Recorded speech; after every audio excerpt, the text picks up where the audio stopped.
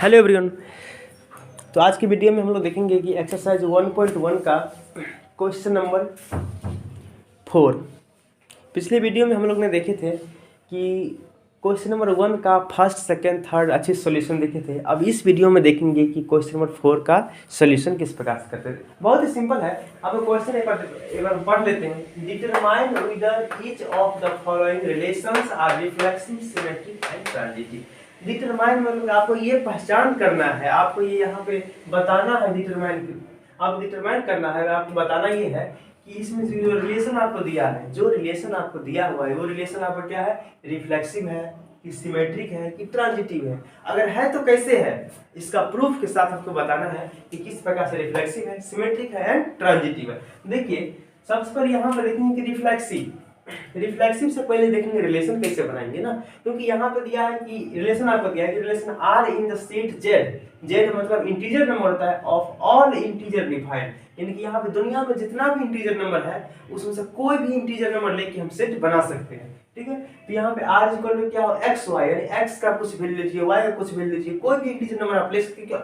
क्यों, इसलिए हम यानी कोई भी नंबर ले सकते हैं क्योंकि यहाँ पे कहा गया ऑल इंटीजर, यानी इस दुनिया में जितना भी आपको इंटीजर नंबर आपको दिखाई पड़ता है जानते हैं, वो सारा इंटीजर नंबर का यूज यहाँ पे कर सकते हैं।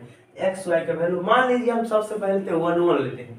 अगर एक्स का वैल्यू 1 लेंगे, एक्स का वैल्यू भी यहाँ पे 1 लेते हैं और वाई का वैल्यू भी 1 लेते हैं। एक्स का वैल्यू 1 लिए, वाई का वैल्यू 1 लिए, मान लीजिए 2 लेंगे। तो मान लीजिए देखिए यहाँ पे कंडीशन क्या है, x minus y is an integer होना चाहिए। आप x एक ऐसा इंटीजर लीजिए एंड y भी एक ऐसा इंटीजर लीजिए जो दोनों को सब्ट्रैक्ट करने के बाद भी एक इंटीजर बनना चाहिए। मतलब x minus y is also integer. देखिए x का वैल्यू 1 लेंगे, y का वैल्यू 1 लेंगे, तो 1 माइनस 1 क्या होगा, इंटीजर। क्योंकि देखिए 1 माइनस 1 इज इक्वल टू 0 और 0 इज इंटीजर ना, क्योंकि इंटीजर में 0 इंटीजर भी होता है, निगेटिव इंटीजर भी होता है, पॉजिटिव। इसमें कोई स्पेशली पॉजिटिव इंटीजर या फिर निगेटिव इंटीजर का बात नहीं किया गया। यहाँ पे लिया है ऑल इंटीजर। आप जो इंटीजर आ जाता है वो सारा इंटीजर का बात करते हैं। 0 भी तो इंटीजर है, इसलिए आप देखिए 1 1 2 2 किसी नंबर को अपने आप के उसी नंबर से सब्ट्रैक्ट करेंगे, माइनस करेंगे तो 0 आएगा और 0 क्या होगा कि इंटीजर नंबर हो जाएगा। ठीक है, इसीलिए हम लोग क्या करते हैं, यानी कि बहुत सारा सेम नंबर, इसीलिए जितना भी सेम नंबर लेंगे वो सारा सेम नंबर क्या है, इंटीजर होगा। मान लीजिए आप 1 2 लेंगे तो इसका उल्टा बोले 2 1 हो सकता है, हम 2 1 ले लिए। अच्छा बताइए 1 माइनस 2, देखिए यहाँ पे क्या है, x माइनस वाई का कंडीशन फॉलो करना चाहिए कि नहीं बताइए। x माइनस वाई का कंडीशन फॉलो करने के बाद वो इंटीजर नंबर, यानी कि x माइनस वाई करने पर इंटीजर नंबर आना चाहिए। तो यहाँ पे 1 माइनस 2 इज इक्वल टू क्या, minus 1 is a integer number. ये भी क्या है आपको, ये भी इंटीजर है ना, ये इंटीजर से बिलोंग करता है। एंड उसके बाद देखिए 2 1, देखिए 2 1 2 माइनस 1 इज ऑल्सो इंटीजर। ये भी क्या है आपका, देखिए 2 माइनस 1 कितना बचेगा, अब वो 1 बचेगा, तो 1 इज ऑल्सो इंटीजर, यानी कि ये भी आपका इंटीजर हो गया। कहने का मतलब यहाँ पे ये हो रहा है कि आप जो भी नंबर लीजिए तो निगेटिव या पॉजिटिव इंटीजर आपको आएगा ही। तो 1 2 3 1, अगर मान लीजिए कोई भी नंबर आप बोलिए, जैसे मान लीजिए यहाँ पे 3 1 ले लिए, मान लीजिए 3 5 ले लिए, ठीक है, और 5 3 ले लिए। अच्छा बताइए ध्यान से देखिए यहाँ पे क्या, 3 माइनस 5 कितना होगा, 3 minus 5 is equal to minus 2, जो कि एक इंटीजर नंबर है ना, ये भी तो एक इंटीजर है। जेड मतलब क्या होता है, इंटीजर नंबर होता है, जेड मतलब इंटीजर नंबर। हाँ अब देखना है, देखिए 5 माइनस 3, देखिए 5 minus 3 is also integer. 5 minus 3 भी क्या है, 2 बचेगा, तो 2 भी तो एक इंटीजर नंबर है। हम क्या लिखे, 5 minus 3 is equal to 2 is also belongs to integer. इसको पढ़ते हैं बिलोंग्स टू। बिलोंग मींस क्या, ये इंटीजर में शामिल है, ठीक है ना। इंटीजर यानी 2 भी इंटीजर में शामिल है ना, 2 भी इंटीजर में शामिल है, माइनस 2 भी इंटीजर में शामिल है, यानी कि ये सारा नंबर क्या है, इंटीजर में शामिल है। इसलिए हम डायरेक्ट आप आते हैं रिफ्लेक्सिव सिमेट्रिक पर चेक करने के लिए। ठीक है, तो इसको हम मिटाते हैं थोड़ा सा जो किए हैं। देखिए रिफ्लेक्सिव के बारे में हम देखेंगे क्या है रिफ्लेक्सिव। देखिए ध्यान से, देखिए सबसे पहले फर्स्ट हम चेक करेंगे रिफ्लेक्सिव। देखिए रिफ्लेक्सिव चेक करने के लिए क्या करते हैं, रिफ्लेक्सिव में क्या होता है, अगर कोई भी नंबर सेट ए मान लेंगे, सेट ए क्या हुआ, यहाँ पे दिया है कि सेट जेड, मतलब जेड का मतलब इसको सेट बना लेंगे। हम यहाँ पर सेट बना लेते हैं, लिख लीजिए सेट, इस कलर से आपको अच्छा से समझ में आ जाएगा। तो सेट लिख लेते हैं यहाँ पे, set A is equal to मान लेते हैं 1 2 3 4 इस प्रकार से -1 -2 इस प्रकार से बहुत सारा सेट होगा ना।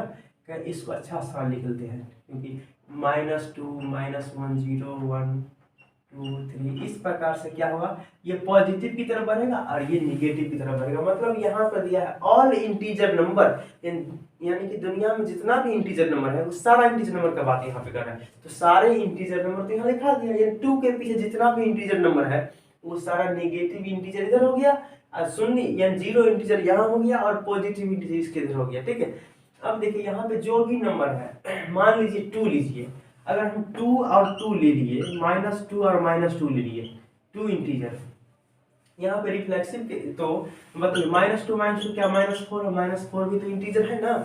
हमको सिर्फ रिफ्लेक्सिव में ये दिखाना है इसमें जो जो नंबर है वो सारा नंबर का वो सारा नंबर यानी अपने आप के साथ इस रिलेशन में आ रहा है कि नहीं। अगर आ रहा है तो रिफ्लेक्सिव होगा, नहीं तो रिफ्लेक्सिव नहीं होगा। तो कहने का मतलब यहाँ पे ये हो गया कि देखिए आप कोई भी नंबर बोलिए, मान लीजिए कि 0, अच्छा बताइए 0 यहाँ से इसमें से लिए तो बोलिए इसमें 0 0 आ सकता है, क्योंकि 0 - 0 क्या होगा, 0 होगा। तो ये आपको क्या होगा बताइए, रिफ्लेक्सिव हो या 0 0 हो सकता है, इसमें पॉसिबल है ना, हो सकता है। अच्छा बताइए 3 लीजिए, तो 3 - 3 = 0 और 0 इज ऑल्सो इंटीजर, इसमें 0 इंटीजर है तो इसमें 3 3 आ सकता है, 4 4 आ सकता है, -1 -1 आ सकता है। यानी कि जो भी नंबर इसमें है सभी अपने आप के साथ इसमें आ सकता है। मतलब ये नंबर क्या हो गया आपका, रिफ्लेक्सिव हो गया। यहाँ एक दो एग्जांपल देके लिखिए, सबूत दे दीजिए कुछ।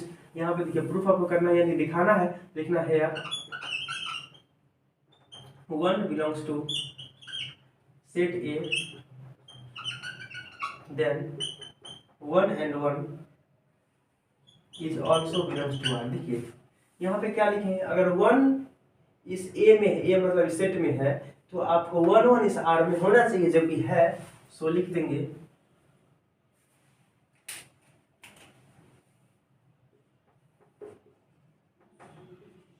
So this is reflexive.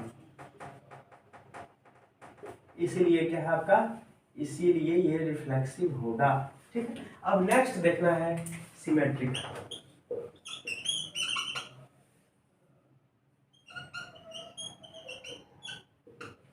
Symmetric relation देखिए, सिमेट्रिक में क्या है, इस रिलेशन में जो भी आपको आता है, देखिए सिमेट्रिक का मतलब ये होता है कि इस रिलेशन में, सिमेट्रिक का मतलब इस रिलेशन में जो भी आपका सेट बन रहा है उस अपने आप यानी उस सेट का उल्टा इसमें होना चाहिए। अब देखिए जितना भी आपको सेम एलिमेंट दिख रहा है, सेम एलिमेंट का सेट दिख रहा है, उस सब का उल्टा तो वही ना होगा। ऐसे 1 1 का उल्टा क्या, 1 1 2 2 का 2 2, इन जितना भी सेम नंबर का सब का उल्टा तो अपने आप में होगा ही। अब बच गया बिना सेम वाला, तो बिना सेम वाला कोई भी ले लीजिए अपना मन से। अब ऑल इंटीजर यानी कि जितना भी इंटीजर है दुनिया में उसमें से कोई भी इंटीजर लेके चेक कीजिए। देखिए इसे 3 5 ले लिए, 3 5। अच्छा बताइए 3 5 का उल्टा देखिए 5 3 है ना, 3 5 का उल्टा 5 3 है। इस मान लीजिए आपको -2 लेने का मन है और 3 लेने का मन है, बोलिए -2 और 3 एक इंटीजर है कि नहीं बताइए, -2 और 3 कितना बचेगा, 1 बचेगा और 1 एक इंटीजर है। देखिए यहाँ पे हम इस कंडीशन को फॉलो करवाते हैं, x का मान -2 और y का मान 3, तो 1 बचेगा, यानी x - y तो -1 और हाँ अधिक सॉरी x - y करना है तो -2 और -3 कितना हो जाएगा, क्योंकि x - y करना है तो x -2 पहले से है और y का मान 3, तो -2 and -3 -5 और -5 इज ऑल्सो इंटीजर, -5 एक इंटीजर है आपको। इसी प्रकार से देखेंगे हम लोग इसका उल्टा पॉसिबल है कि नहीं, 3 और -2। अच्छा x का मान 3 है, y का मान यानी कि आपको -2 है तो 3 हो जाएगा। और देखिए माइनस माइनस प्लस हो जाएगा तो +2 to 5 और 5 इज ऑल्सो 5 भी तो एक इंटीजर है, तो 5 इंटीजर इसलिए यानी कि पॉसिबल है। यहाँ पे कोई एक एग्जांपल हम लिख देंगे आपको कि ये किस प्रकार से रिफ्लेक्सिव है, सिमेट्रिक है, वो आपको बताना है। लिखेंगे आप यहाँ पे क्या किया है सो लिखिए। हाँ मान लीजिए लिखेंगे यहाँ पे 1 2 belongs to R, then अगर यहाँ पे 1 2 इस R में है तो इसका उल्टा 2 1 is also belongs to R, तो 2 1 भी इस R में होगा। So this is symmetric. So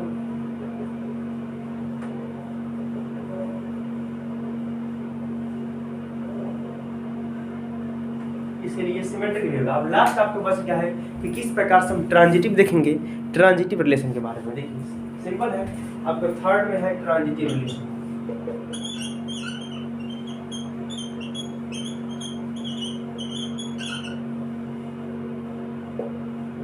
देखिए ट्रांजिटिव में क्या देखना है कि ट्रांजिटिव में अगर जो भी दो सेट देखेंगे, जो भी दो सेट आपको दिया हुआ है, जैसे मान लीजिए 1 2 है और 2 1 है, ये दो सेट आपको दिया है ना 1 2 और 2 1।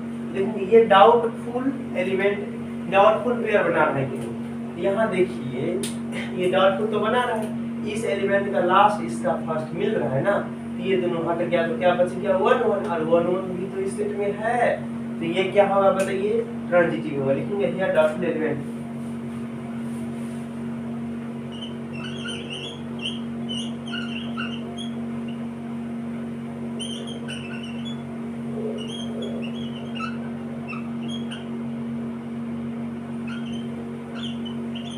यहाँ पे लिखेंगे हेयर डाउटफुल एलिमेंट आर क्या क्या है, मान लीजिए कोई भी ले सकते हैं, इसमें हर एक नंबर आएगा, पॉसिबल होगा आप करके। अब अपने मन से कोई भी नंबर को ढूंढिए और करके चेक कीजिए, नहीं होगा तो हमें कमेंट में लिख के बताइए कि कौन सा नंबर ऐसा है जो यहाँ पे ट्रांजिटिव नहीं बना रहा है, रिफ्लेक्सिव नहीं बना रहा है और सिमेट्रिक नहीं बना रहा है। ठीक है, देखिए यहाँ पे क्या है, डाउटफुल एलिमेंट क्या क्या है, बोलिए 1 and 2 and 2 and 1, 1 to 2n belongs to R। Then देखिए यहाँ पे 2 और 2 तो आप डॉट पेरियड बना रहा है, क्या बचेगा 1 1, 1 1 is also belongs to R, so this relation is